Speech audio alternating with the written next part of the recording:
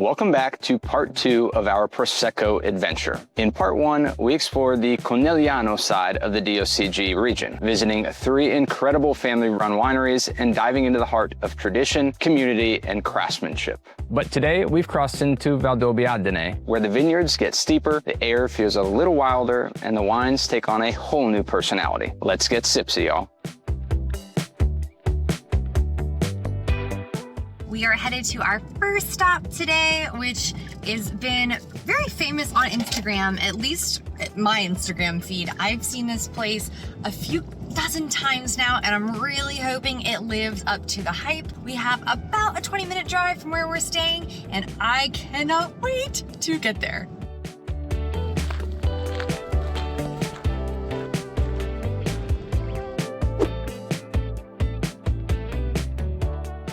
This spot is iconic, and no, you're not imagining the name. Osteria Senz'Oste literally means osteria without a host. All right, I've lost Chris. I don't know how I did that. We're here super early. Look at this view. I can't believe it. This is totally living up to the hype. Here's how it works. You hike through a vineyard to reach a hilltop that has vending machines stocked with everything you would need for a classy picnic. Yay! These are all like wine vending machines, so you can buy glasses, crackers, water. There's cheese in this one. Here are some bottles of wine. Y'all, this spot's pretty magical. We're also here at like 9 a.m. I had seen literally a dozen or so, as I mentioned, Instagram reels on this place, and I was terrified it was just not gonna live up to the hype. Just like that, we have our wine.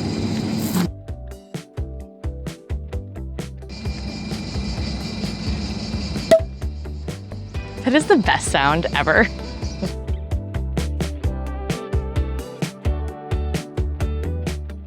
Cheers. Cheers. Oh, it's a brute, yay.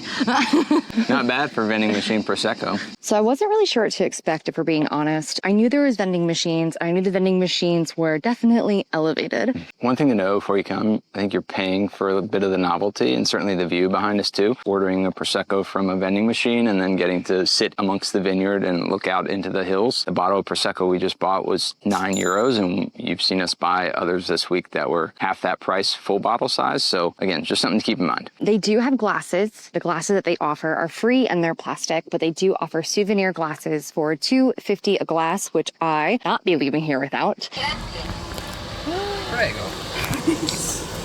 In terms of the actual place here, there's stairs and you need to watch your footing. I would highly recommend closed-toed shoes because you are in a vineyard. There's little lizards everywhere. It's not flat. So if you have any mobility issues, this might not be the stop for you. Just a little bit more about getting here. So you come down the road, don't go too far, like actually to the place that Google Maps will take you, because then there will be no place to park. That's the other thing. Parking is very limited, and it's actually, you're parking like in between a row of vines. I think there's maybe 10 or so of those spots. If those are all filled, you have to go out on the street, park somewhere out there and walk in. But once you come in, you'll be kind of on the ground level. There's the downstairs there has glassware, but does not have any of the wine or the food. You have to hike up the hill to get to the actual goodies that you actually want to taste. On the hike up, there are numerous benches and little picnic tables and things that you can just plop down at wherever you see fit. They're all over the place. So now we're gonna go ahead and enjoy our early morning Prosecco, and we're gonna take in the view for a bit before heading to our next stop. This place is fairly popular, so if you do wanna visit, we highly recommend getting here early. We got here around 9:30 and we were the first ones here. I know it's not everyone's favorite idea to start drinking Prosecco at 9:30 in the morning, but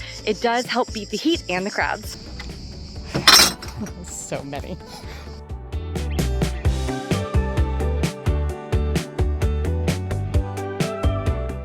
This is the first of 3 tastings today, and this is gonna be our longest one because we have a tour with the tasting. All right, so we are down off of the hillside, and we've kicked off our formal tastings this morning at Fasol Menin, a winery that blurs the line between art gallery and vineyard. From the moment you arrive, you'll notice the giant chameleon painted on the facade of the building. It stands for adaptability, just like the Glera grapes thriving on these steep hills. Founded centuries ago by 3 local families and now run by the Tremet family, Fasol Menin is a family-run estate that treats wine as an art form. This winery focuses on high-quality Valdobbiadene Prosecco Superiore. It's got a younger, more modern vibe, but the attention to detail in the winemaking is still serious. To say that this place is a work of art is not only somewhat of a pun, but it's just incredible. So for our tasting, we are seated outside, and thank goodness today is not nearly as hot because there's a nice breeze here and it's absolutely delightful out. Just drink the extra brut, which remember is the driest, the least sweet of the Proseccos. And it says here, pop, fresh and creamy, and it's very fresh. Like it perks you up a bit when you taste it. Delicious. I can already tell this is probably going to be a favorite of the day. So more bottles is what I'm hearing? Probably means another one or two. So the really cool thing about this particular winery is that our tasting is paired with food, where the wines that we tasted yesterday came with cheese boards that were perfect for all of the different types of wine that we tried. But this particular tasting comes with very specific food pairings that they believe complement this winery. We have moved on to the brut, which as we remember has less sugar than the dry or extra dry. And I haven't had it yet, but it's paired with a work of art. It came with a tart that has ricotta and it has beets, and it's just absolutely stunning. I can't wait to pair it. She's so deep into thought. I thought I smelled apple when I smelled. And he did say apple, and Meadow led the witness, but I think I do smell it. Yeah, the green apple. Pop it in. And not the whole thing, if I want a second bite. Wow, that's really yummy. There's a lot going on in there. This little bite. Oh, yeah. See some ricotta in there. Wow. Oh, his beets. He said it was sprinkled with black olive shavings or something. I don't know. And how does it pair with the Prosecco? Perfetto. So I just tasted the brut. This particular brut is so light and elegant and creamy and just, it's so yummy. I absolutely love it. And paired with whatever this little tart bomb is of just deliciousness, it's fantastic. So something about the food pairing here, Sam said it's not just another meat and cheese board. And don't get me wrong, I do love meat and cheese boards or tagliere here in Italy, but I feel like every winery we've been to has served us a tagliere, and I feel like I'm going to turn into a charcuterie board before too long. So this is a very nice change of pace to have expertly paired foods with the wines. Bring dresses, pants won't fit. Just unbite. Before I let Chris say anything, Asiago cheese is his Achilles heel, and they just put Asiago cheese on this table. Literally no sooner did I finish saying, I'm gonna turn into tagliere, he comes out with a plate full of cheese. Now, as Sam said, I do love Asiago cheese, so I'm not complaining too much. I just found the timing to be very ironic. Tell them what the jam is while you're thinking about the Asiago. The jam is a watermelon jam, which I've never seen a watermelon jam, but it's not only just watermelon, it's a spicy watermelon jam. Get the spice. It's yummy. Told us the Prosecco, we've now moved into the more sweet, so this is the extra dry, and he was telling us that extra dry, if you were to just go out to a bar and order a Prosecco and not say anything else, you're likely to get an extra dry version. That is kind of the most popular, the most classic version of Prosecco. I don't find it too sweet. It's bright. It says here, energetic here. I guess I get it. So for the last tasting, it is actually not a true Prosecco. So in order to be a Prosecco, it has to have at least 85% of the Grera, which is the grape that you can see behind me here. This is called RAF, which is a vino frizzante, frizzante meaning sparkles. And they actually do the second fermentation in the bottle, which is why it is so cloudy. And it's totally different than anything else you've experienced. Chris is giggling over here, and he didn't stop me when I was speaking. He didn't giggle, he's losing it. Apparently I said frizzante means sparkles. Sparkles? I do actually mean sparkling. I said sparkles. I'm not gonna take it back. Statement stands. Look how it sparkles. It is paired with, for lack of better words, a cone. And no, this cone is not ice cream. It's got ricotta with aubergine, so eggplant, and some sun-dried tomato on top. Just gonna go for it. Whoa. Eggplant is like, it's almost like pickled. That is really good. Yeah, I don't know. It's the Ribalta in there. That's a great piment. Paired with this wine, which she said, you either love or you hate. Love them together. I'm not sure I'd love this separately, but it is a great pairing.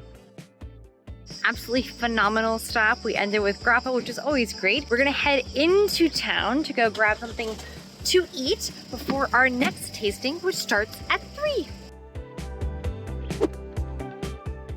So I know we just talked about how we are done with meat and cheese, but now we're gonna eat pizza, which is basically a version of meat and cheese. Great choices here.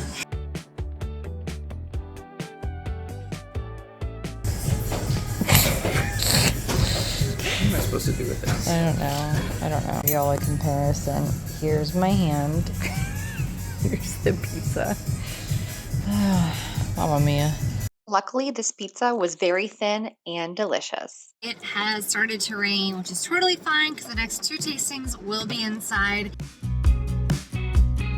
Our next tasting today brings us to one of the most iconic names in Prosecco, Ruggeri. This isn't just a winery. This is a cornerstone of Valdobbiadene's sparkling wine history. The winery was officially founded in 1950, but the family had already been tending vineyards and making wine in this area for centuries. From day one, this family focused entirely on Prosecco, a bold move at the time and helped shape what this region's wine industry would become. Ruggeri is actually the first producer in the region to release an extra brut Prosecco, redefining how dry and complex these wines could be. And by dry, I do mean less sugar in this context. And if that wasn't impressive enough, they also created a sparkling wine aged 5 years on the lees. For Prosecco, that's practically unheard of.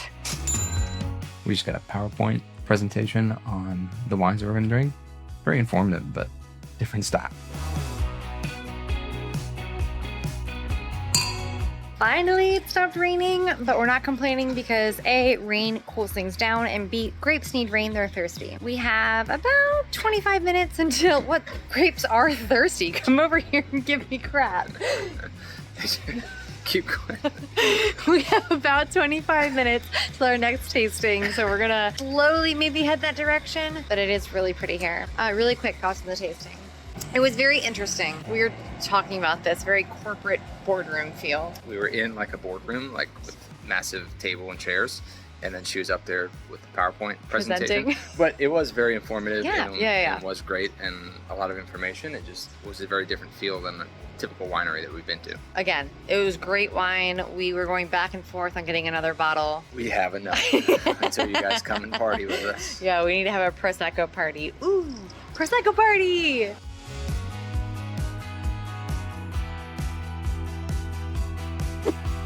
Our final winery stop is at La Tordera, and honestly, this is the perfect way to end the day. I only got you. Oh, here, I'll get this one. I'll get this one. You gotta get that one. I only got 2 hands, guys. Oh, hi, sweetheart. It looks as if Chris has broken the dogs.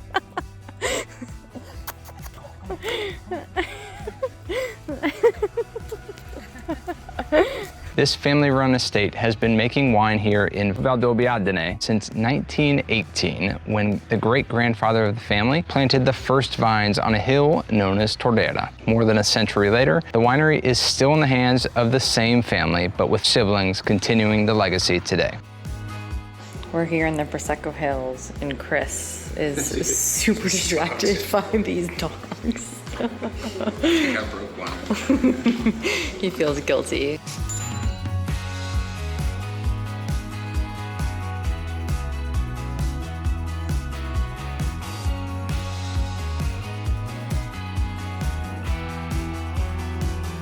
The sun came back out, and Chris is going to squint. We're going to show you the bottle that we got. There it is. It's so gorgeous out now. I've convinced this man to take me up a hill so that we can go get another view. Going full circle, we are back at where we started this morning at Osteria Senz'Oste. and we are going to go catch sunset from the top, maybe even get some cheese from one of the vending machines. Different time of day, This climb is still great. Just like this morning, But water. but water.